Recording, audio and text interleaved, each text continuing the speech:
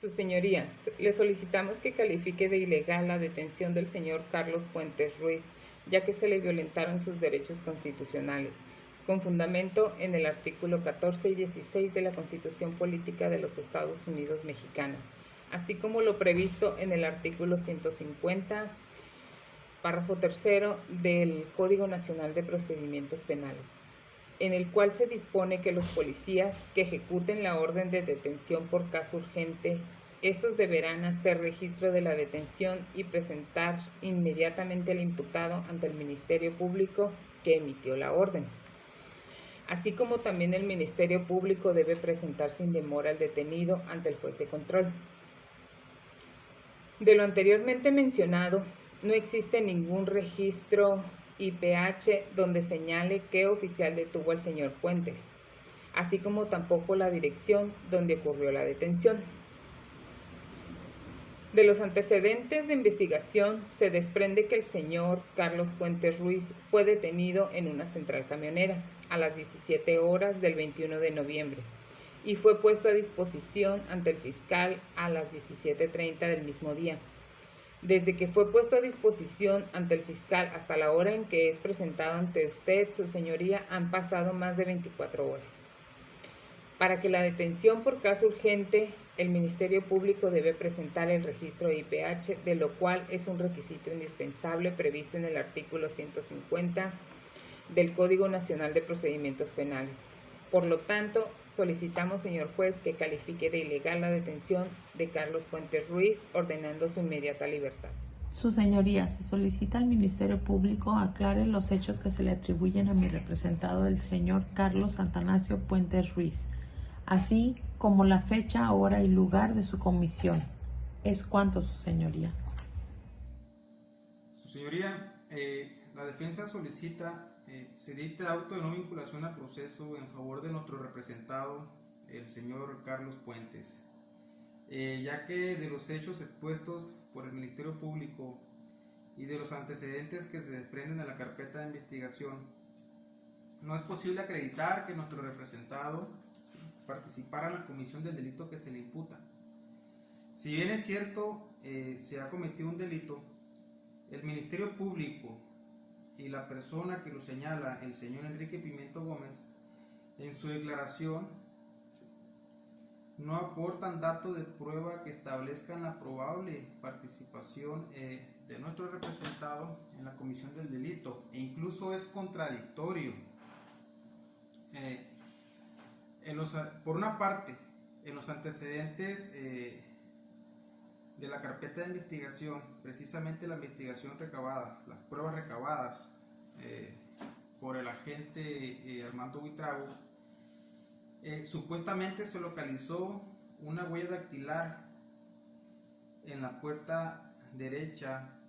del automóvil Mazda Asahi color guinda, esta supuestamente perteneciente a nuestro representado. Y por otra parte, de los antecedentes se menciona, más bien se advierte, que el señor Carlos Puentes siempre estuvo en la camioneta gris que se utilizó para secuestrar a la señora Patricia Venegas. Esto es algo contradictorio, ya que nuestro representado no puede estar en dos lugares al momento del secuestro, ¿sí? El Ministerio Público sustenta la probable participación de nuestro defendido únicamente o principalmente, ¿sí?, en la declaración del señor Enrique Pimiento Gómez, pues ningún testigo presencial, ni siquiera la víctima, ¿sí?, vio a nuestro representado participar en la comisión del delito. En cambio, por otra parte, en los datos de prueba que arroja la entrevista FP14 realizada a Martín Casas, ¿sí?, declara el mismo que en el acto de reconocimiento de personas llevado a cabo el día 22 de noviembre de 2019, solo reconoció al señor Enrique Pimiento Gómez como partícipe del secuestro, ¿sí? Debemos mencionar, ¿sí?, que el señor Martín Casas En dicha prueba hizo un comentario de conocer al señor Carlos Puentes, reconociéndolo, ¿sí?, como su mecánico, y creer que él no estuvo en el secuestro. A su vez también, en la entrevista realizada a la señora Patricia Venegas, en la carpeta de investigación, se desprende que ella, al escuchar el comentario que hizo el señor Martín Casas de haber visto en la prueba de reconocimiento al mecánico, refiriéndose con esto al señor Carlos Puentes, señala Patricia Venegas estar casi segura de que él no estuvo en el grupo de los secuestradores, ¿sí?, haciendo referencia al señor Carlos Puentes. Ahora, por otro lado, de la evidencia recabada consistente en la libreta de teléfono que se encontró en poder del señor Carlos Puentes al momento de su detención en la central camionera, y que el Ministerio Público considera como dato de prueba que lo vincula con el hecho delictivo solo por el hecho de contar con el número de teléfono del señor Martín Casas, ¿sí?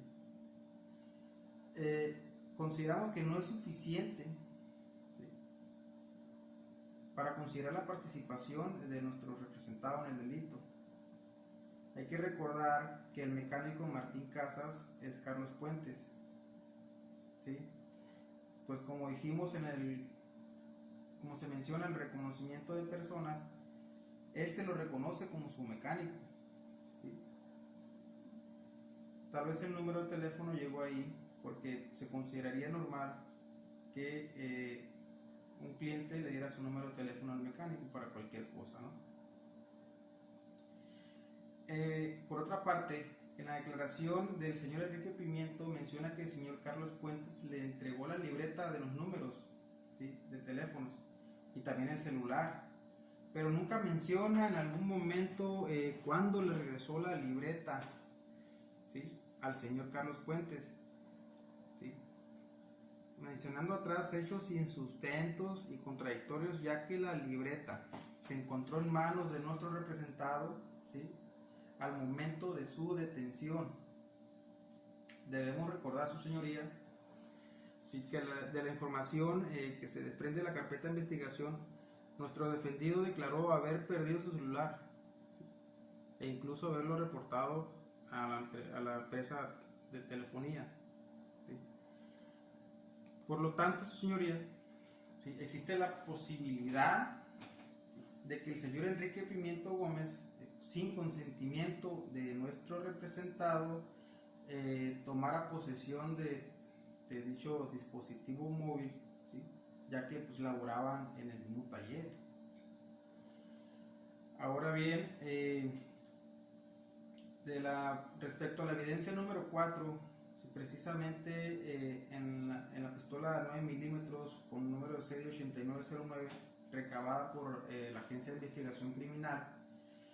y que el Ministerio Público presume como dato de prueba,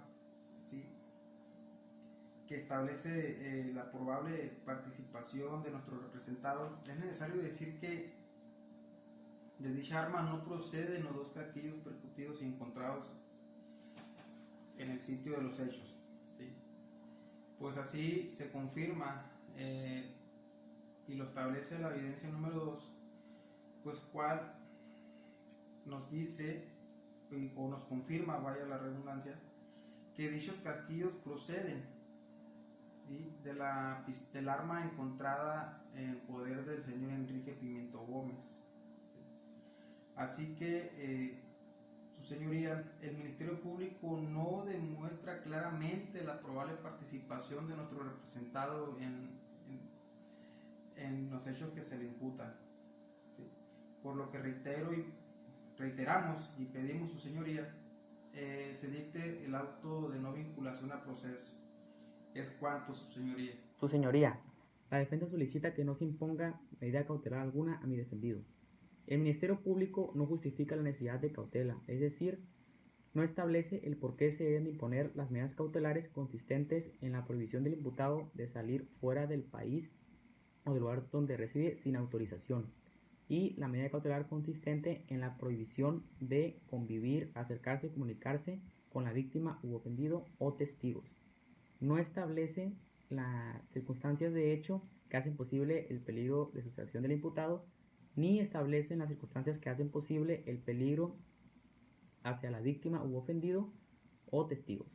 Solo hacen referencia a lo que consideran los servicios previos a juicios en su estudio de riesgos procesales, que es que existen riesgos medios. Por ese único dato que hay que recordar es referencial, el Ministerio Público solicita medidas cautelares. Además, el estudio socioambiental realizado a mi defendido no es realizado por una institución que pertenezca a la jurisdicción del Estado de Querétaro, ya que es realizado por el Instituto de Servicios Previos a Juicios del Estado de Chihuahua. Las medidas cautelares solicitadas por el Ministerio Público no se justifican y por lo tanto su señoría, y atendiendo a las siguientes circunstancias de hecho, que mi defendido no cuenta con antecedentes penales y se ha mostrado colaborativo durante todo el proceso, desde el momento de su detención, pues se entrevistó voluntariamente con el Ministerio Público hasta el momento que fue presentado ante usted. Por lo que reitero la solicitud de que no se imponga medida cautelar al imputado. La defensa considera que el plazo de 2 meses solicitado por la Fiscalía es insuficiente respecto a los actos de investigación que esta defensa desea realizar, los cuales se reserva, por lo que se solicita se amplíe el plazo de cierre de la investigación complementaria a 6 meses.